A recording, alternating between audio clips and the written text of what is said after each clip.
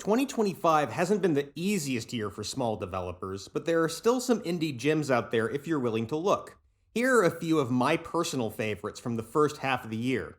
Don't see your favorite on the list? Well, there's plenty of time to get to it. Just leave your own choices in the comments and I'll take a look. Now, without further ado, Dawnfolk is a base building game meant as an easy entry point into the world of strategy games.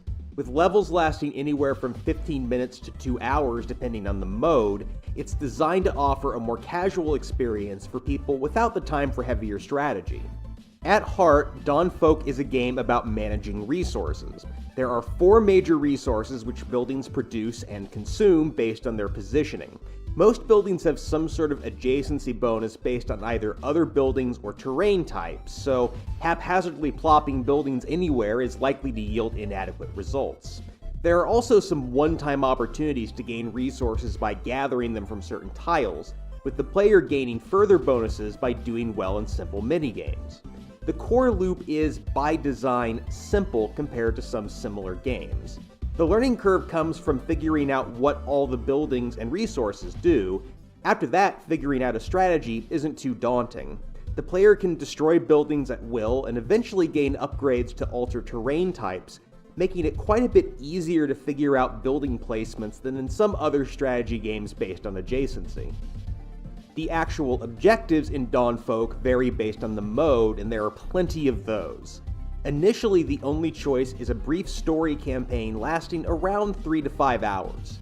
In this mode, the player is tasked with completing preset objectives while holding out against attacks by dark forces that get more aggressive the longer the level takes.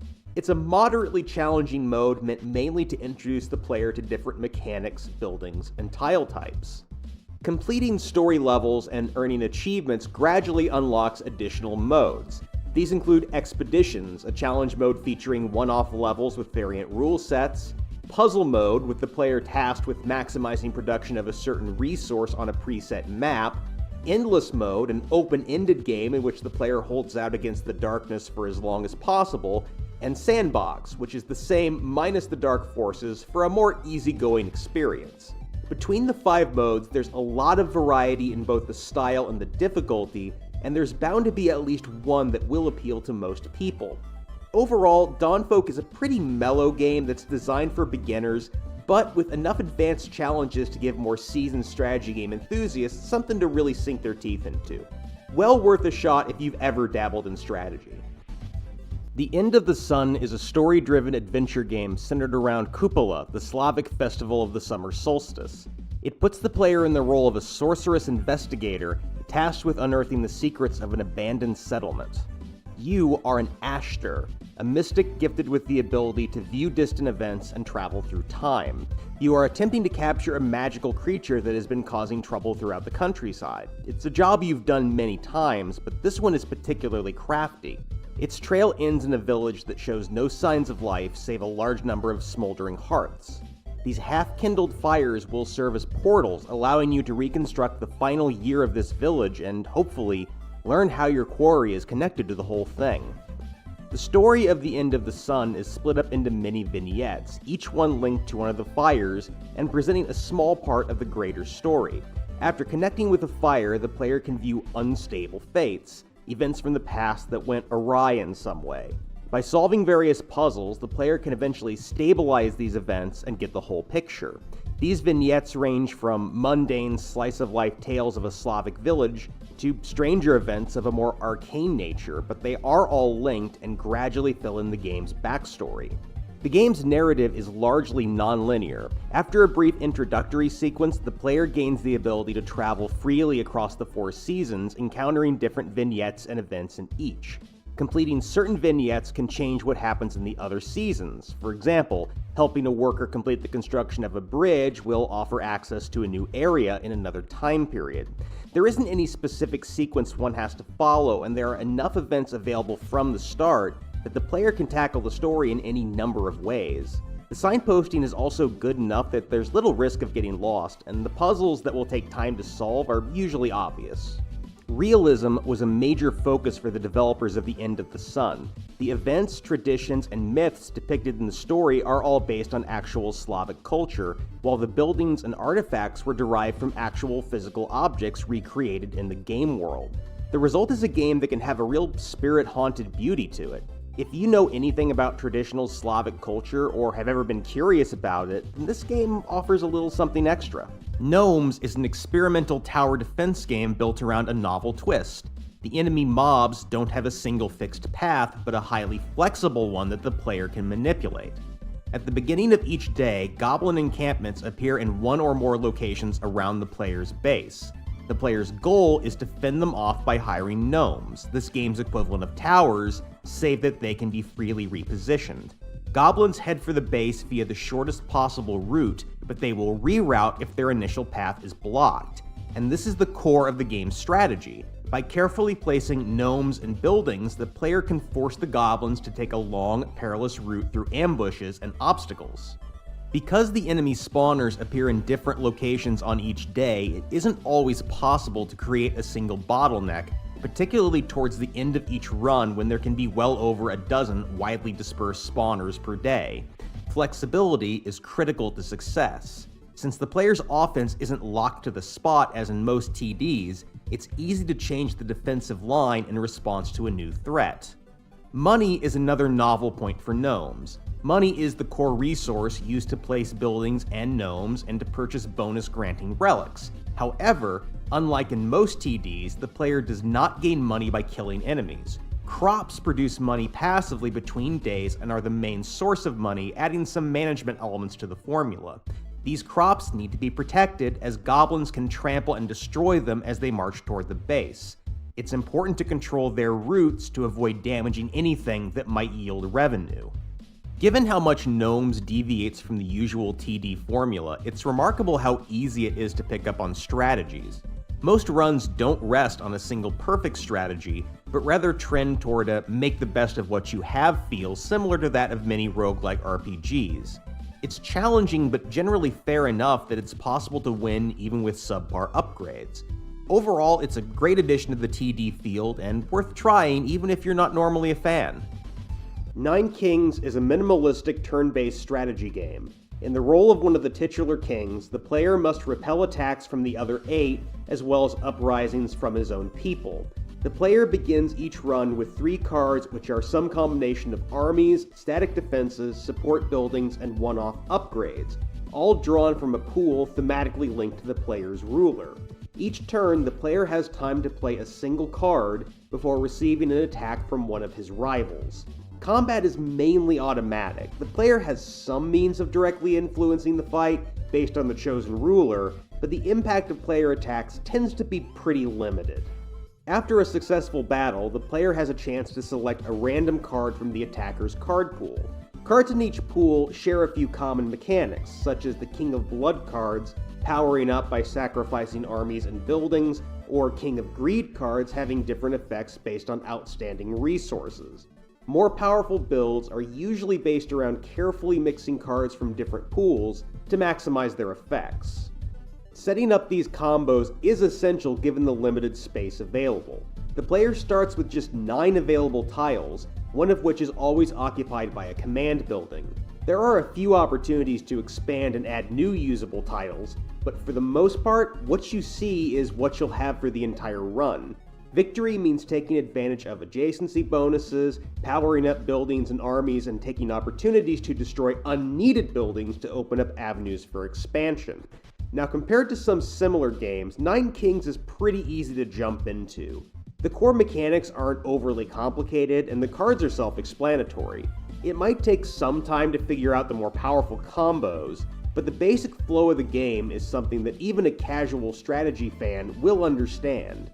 As a result, it's a suitable game for beginners, despite the complications caused by the roguelike elements. Overall, Nine Kings is a solid addition to the trend of minimalistic strategy that should appeal to anybody who wants a shorter strategy experience. Peppered is a story-driven platformer following one unlikely hero's efforts to save the world while the world tries to stop him. It includes a heavy focus on choices and absurdist humor that distinguishes it from similar titles. 100 years ago, a visitor from another world imprisoned the god of death, banishing his influence forever. Since then, society has turned into a middle-aged paradise where no one ever stays dead. Keeping the god of death at bay requires a ritual by that extraterrestrial visitor, but this time he didn't show up. The apocalypse is mere hours away, but for you, a new intern, that doesn't matter. You may be tempted to take matters into your own hands and save the world, but if you do that, then who will be left to make the coffee? The focus of Peppered is on the story, which doesn't mean that the developers skimped on the mechanics. After avoiding some early bad endings in the short introductory section, the player is launched into a typical 2D precision platformer with a few little quirks. Since the god of death is, for the time being, still confined, death is not forever. The protagonist, who does canonically die a few times, always respawns with the game in the same state and thus has to live with the consequences of said death. In some cases, it can be necessary to tactically die in order to advance to the next screen. But let's go back to the story, because that is where Peppered really shines. As you may have guessed, this is a game driven by comedy, mostly surrealism and farce, with a little light social commentary thrown in for effect. Most of the jokes are jabbing at the protagonist's overly rigid society, one that places absolute adherence to the rules over their own ongoing survival. It doesn't stray away from heavier topics though, and Peppered also has a few choice things to say about the nature of death and of free will. All of this is enhanced by the aesthetic design. Peppered features some gorgeous sprite work with large, highly detailed character sprites, even for characters who don't appear all that much. The music is also solid, avoiding the usual neo-retro cliches, and instead going with more whimsical tunes that really complement the absurdity of the plot. Peppered really sticks the landing with its jokes a lot better than most humor-driven games, and for that reason alone, it's worth a look. Put simply, if you're a fan of humor but don't like the way it's usually done in video games, this one is definitely worth checking out, as it is head and shoulders above the typical comedy game. Seafrog is a 2D platformer that plays like a hybrid of a 5th generation collectathon and a Tony Hawk's Pro Skater title. It's a familiar feeling game with some wild mechanics and tight controls that elevate it far above other throwback platformers. The player explores a series of stranded ships, collecting the golden barnacles needed to power the player's ship. But in true collectathon fashion, that's only the start of it. There are plenty of other collectibles, including keys to open new levels, gears to fix machines and allow for greater navigation in the hubs, magical stones to reveal ghostly objects, and master gears needed to escape once and for all. Also scattered around are mod chips, which offer a simple yet robust adjacency-based system for upgrading and customizing the protagonist. Where Seafrog differs from its 90s predecessors is in the protagonist's mode of locomotion. Rather than moving on foot, the main character carries an oversized wrench, which he can ride like a skateboard. Aside from making him faster than most platformer heroes, the wrench also features a limited boost that lets the player defy some mundane laws of physics, moving up vertical surfaces and even upside down for short periods of time. If you've ever played a skateboarding game, you're already going to be familiar with the basic control scheme. Seafrog features just about everything you'd find in one of those games: rail grinds, manuals, even a simple system for performing aerial tricks. Linking up combos recharges the boost meter, filling it fast enough that a talented player will almost never be without speed. Both the controls and the physics system built around them are easy to figure out, and even novices will be zipping around levels in no time.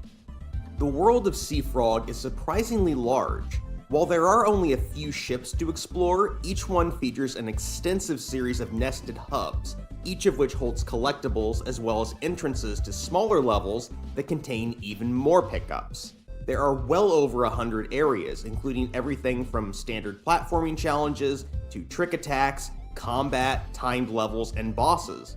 Expect to spend a good 10 hours on Seafrog, more if you're going for 100% completion. Overall, Seafrog is a fascinating blend of old-school design, aesthetics, and sensibilities, with new ideas and some modern polish. It's a strong recommend for anyone who's into platformers. Tempest Tower is a tower defense with an action-adventure twist. While the typical TD has the player setting up defenses and then watching the outcome, Tempest Tower requires constant input to stave off enemies that will inevitably overwhelm the player without some quick thinking. The game is divided into a build phase in which the player is free to scout the area and set up buildings, and an action phase in which creeps swarm in endlessly while the central tower charges up to an enemy-clearing, phase-ending shock. During both phases, the player controls an in-game character who can explore the surroundings and help repel enemies by hurling explosives, manually triggering traps, or, as a last resort, jumping on them. As the towers are relatively weak compared to most TDs, player action is necessary to survive most waves. The action elements aren't the only thing that distinguishes Tempest Tower from other TDs. All of the automatic defenses need to be powered, and the generators needed to power them all need something to fuel them.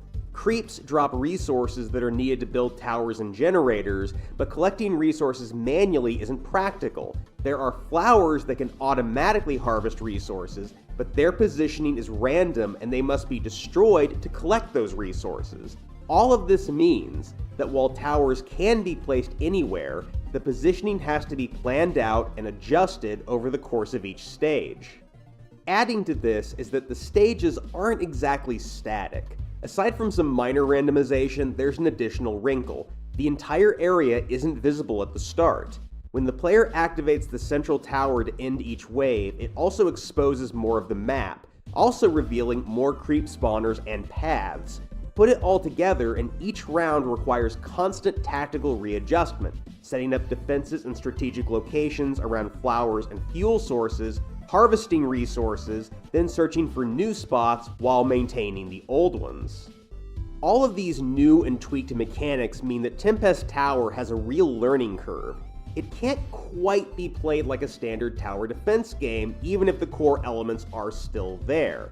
Even so, it should only take a few attempts to get a feel for the new strategies, and veterans of the subgenre should be able to quickly adapt their skills to this new style. Overall, Tempest Tower is a good choice for either TD fans who are craving something new, or for newcomers who want a game that's a little more hands-on.